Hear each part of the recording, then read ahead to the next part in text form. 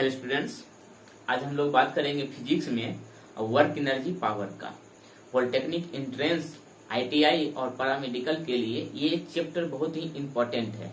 इससे लगभग 2 से 3 क्वेश्चन आपको पॉलिटेक्निक एंट्रेंस, पैरामेडिकल या आईटीआई में देखने को मिलेगा। स्टूडेंट्स, वर्क एनर्जी पावर में कुल मिला के कहा जाए तो 3 क्वेश्चन हमारे लिए बहुत ही ज्यादा इंपॉर्टेंट है।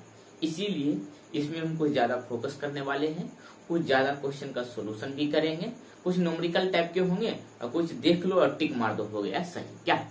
तो सबसे पहले हम फार्मूला पे फोकस करेंगे, कुछ इंपॉर्टेंट पॉइंट आपको बतलाएंगे जो कि क्वेश्चन को सोल्यूशन करने में बहुत ही इजी होगा। ठीक है, अगर मैं समझाऊं, अगर किसी बॉडी पे फोर्स अप्लाई किया जाता है तो उसमें डिस्प्लेसमेंट होना चाहिए।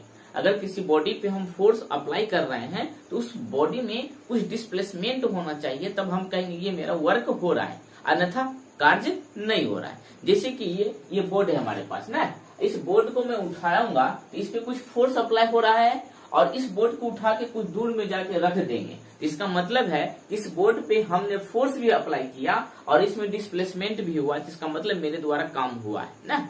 जैसे ये मार्कर है, इस मार्कर को मैं इसे पकड़ेंगे, इस पे फोर्स अप्लाई हुआ और इस मार्कर को यहाँ से उठा के यहाँ पे रख देंगे, इसका मतलब इसमें डिस्प्लेसमेंट भी हुआ है।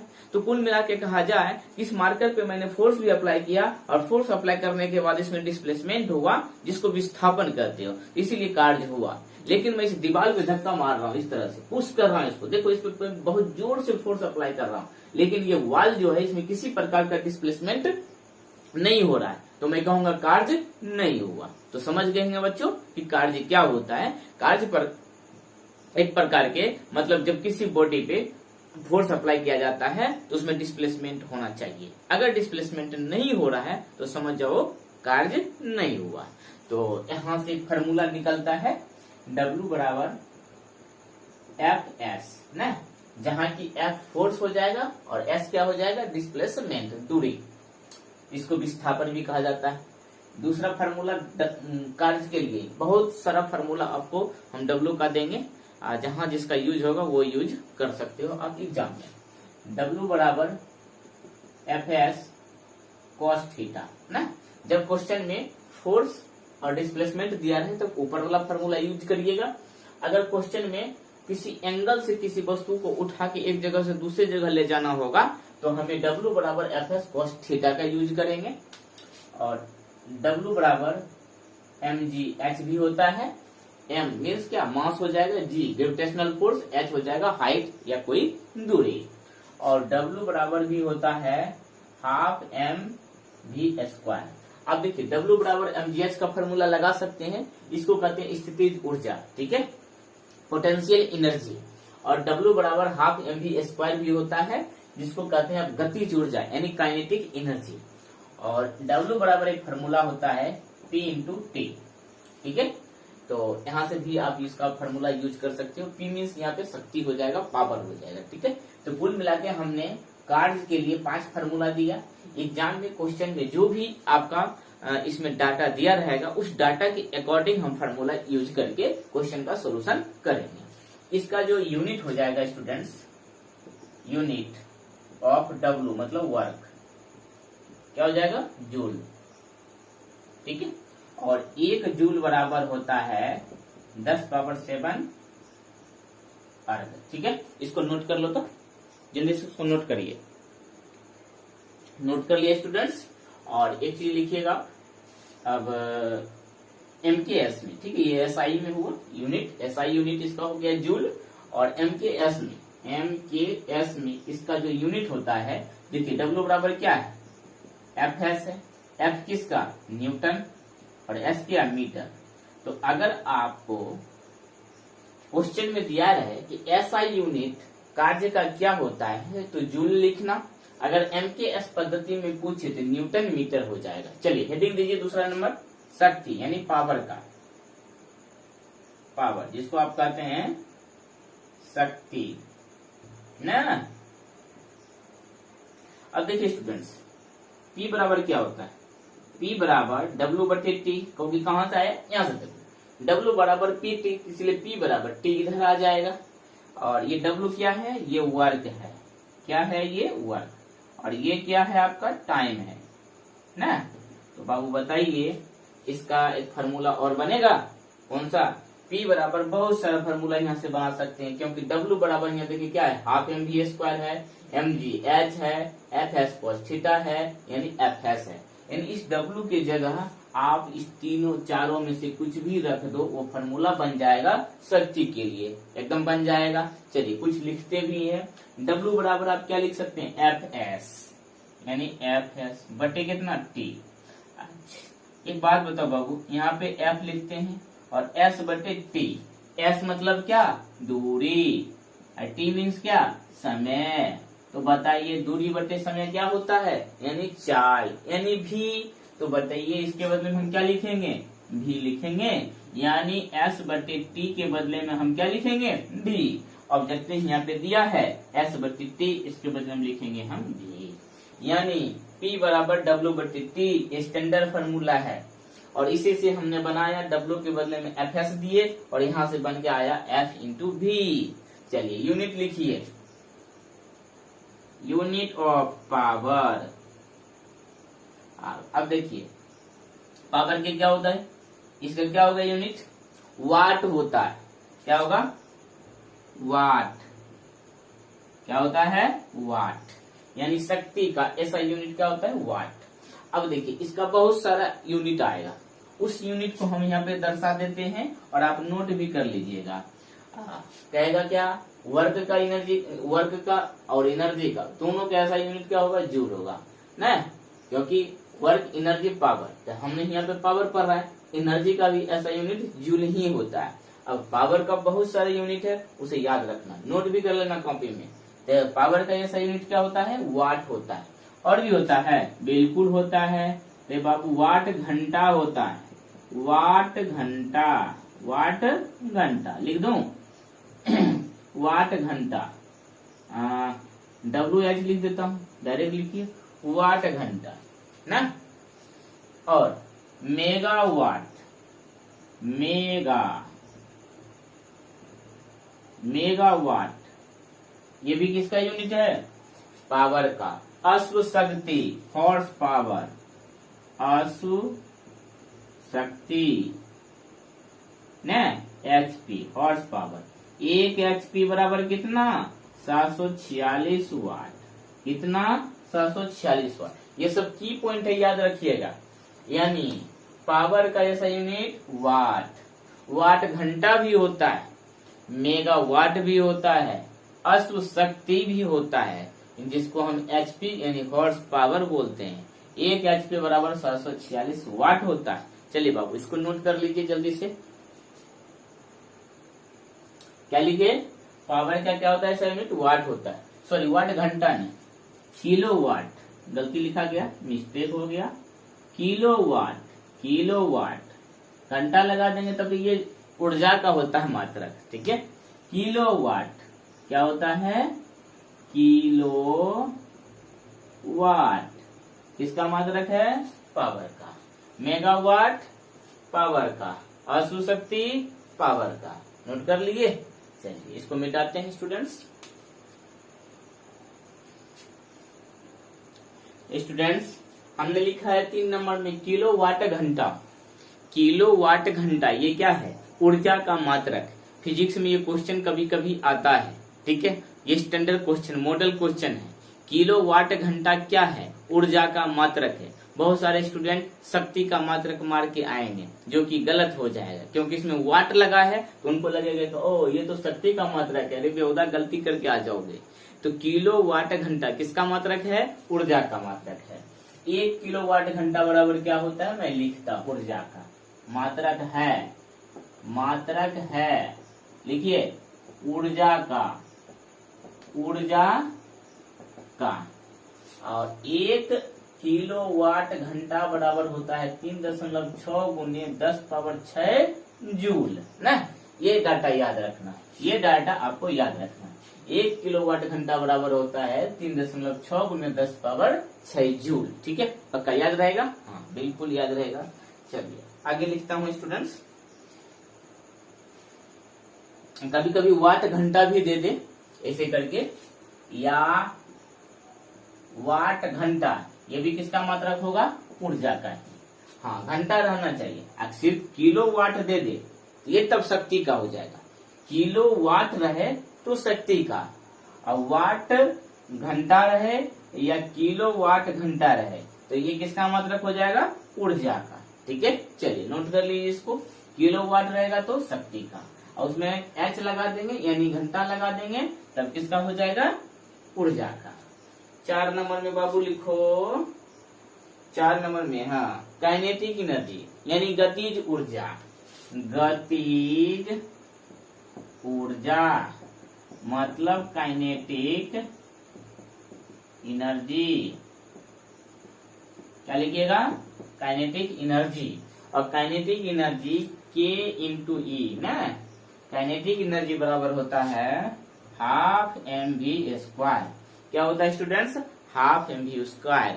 और जितना भी दुनिया में ऊर्जा है सबका मात्रक क्या होगा? जूल ही होगा, चाहे किसी भी प्रकार का ऊर्जा हो, चाहे काइनेटिक एनर्जी हो, पोटेंशियल एनर्जी हो या एनी अदर किसी भी टाइप का एनर्जी हो, सबका मात्रक क्या होगा? जूल ही होगा। चलिए इसको नोट करते जाइए। हाँ, एक चीज और नोट करिएगा स्टूडेंट्स, कि ये बराबर होता है p²/2m। एक फॉर्मूला याद रखिएगा, यहाँ पे where k means kinetic energy, m means momentum. चलिए इसको नोट कर लीजिए स्टूडेंट्स। के बराबर क्या होता है? p²/2m। ठीक है, चलिए नोट करिए। तो स्टूडेंट्स एक फार्मूला ये है आपका, के बराबर p²/2m। ठीक है, और यहाँ से इसको थोड़ा डिराइव करना चाहिएगा, तो यहाँ से ये भी बन जाएगा p² बराबर कितना? 2m k। तो ये भी एक फार्मूला बन गया। अगर हम p पे जो स्क्वायर दिए इसको हटाएंगे तो p बराबर हो जाएगा, स्क्वायर जहाँ हटेगा तो ये रूट में जाएगा, √2m_k। तो 3 फार्मूला मैंने बनाया ना। तो बेसिकली ये याद रखिएगा, k बराबर p²/2m। ठीक है, और यहाँ से हम लोग इसको इस फार्मूला में लाके जो इजी बुझाएगा, जो जल्दी सॉल्यूशन आप कर सकते हो, कैलकुलेशन कर सकते हो, उसका यूज करके एग्जाम में आप क्वेश्चन का सॉल्यूशन करो। ठीक है, और अभी कुछ है?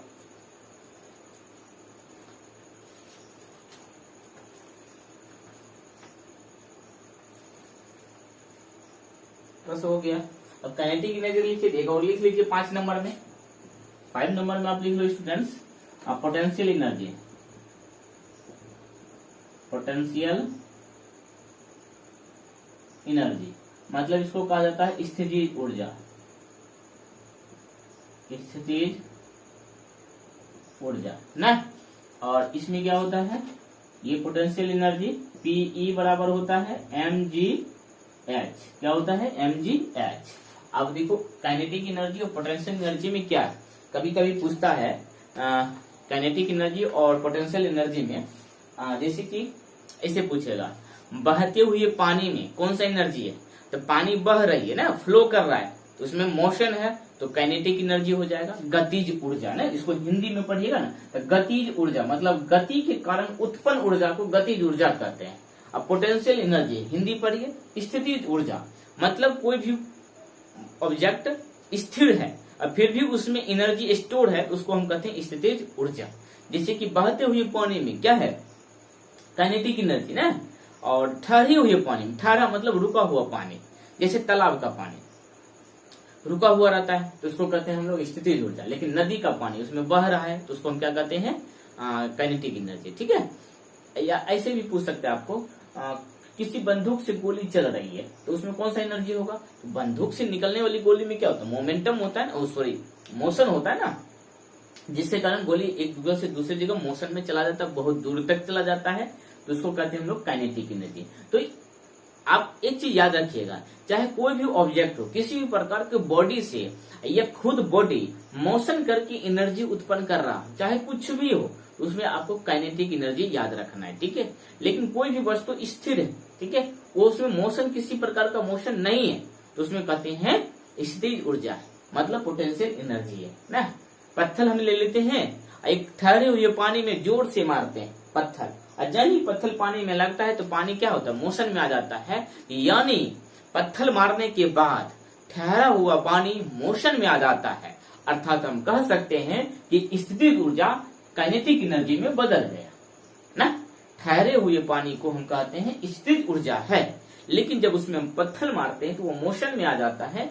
मोशन के कारण पानी फ्लो करने लगता है, और फ्लो करते हैं तो हम कहते हैं कि स्थितिज ऊर्जा गतिज ऊर्जा में चेंज हो जाएगा। तो कुछ इस प्रकार के क्वेश्चन आपको एग्जाम में देखने को मिलेगा। बस आपको ध्यान रखना है कि कोई वस्तु मोशन में है तो गतिज ऊर्जा होगा, अगर मोशन में नहीं है तो स्थितिज ऊर्जा होगा।